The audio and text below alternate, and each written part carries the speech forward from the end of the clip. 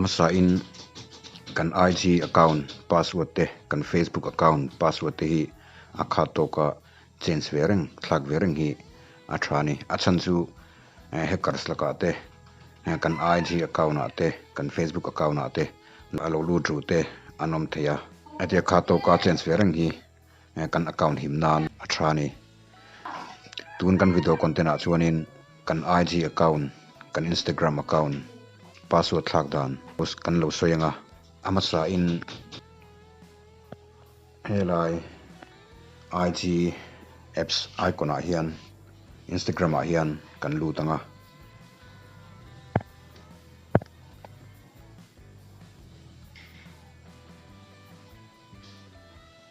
tichuan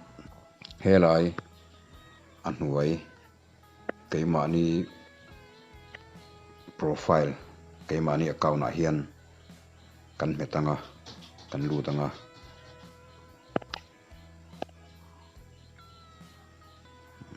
tichuan next a chuan khilai achung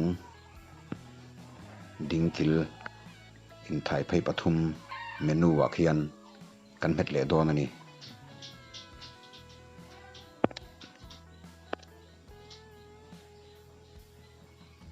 tichuanin helai account center a hian kan met lenga kan tep lenga o kan lut lenga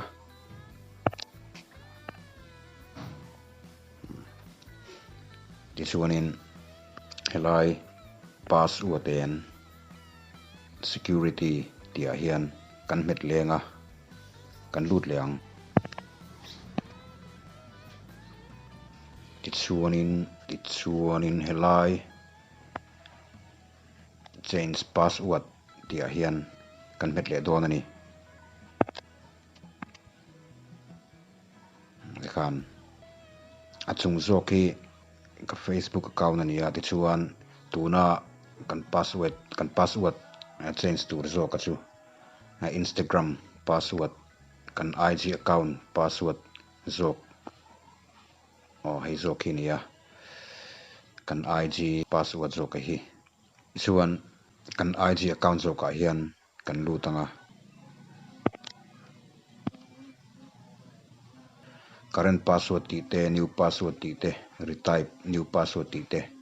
alo omta tichuan helai amasaber current password a hian tuna kan password manlai akha ta hian kan chulut don ani kan thlak tur akha kan password manlai akha he current password a hian kan chulut anga enter nan kai chuan ti hian ka type mai nga tikhan tichuan an hnuai chia new password tia hian kan password thar tur kha kan thlak na tur kha new password a hian kan chulut don ani tikhan hei po enter nan kan mga tikhan kan new password thar tur kha kan chulut zo le ta tichuan an hnuai retype new password a hian kan password thar tur kha kan type non le don ani kan new password kha kan password thar tur kha ta hian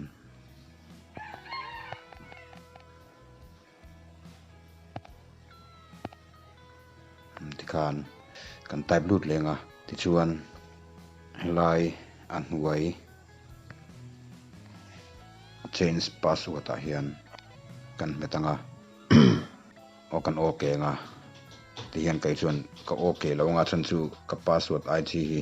ka thlak don lo wangin ati dana kha heti zong hi nia ti chuan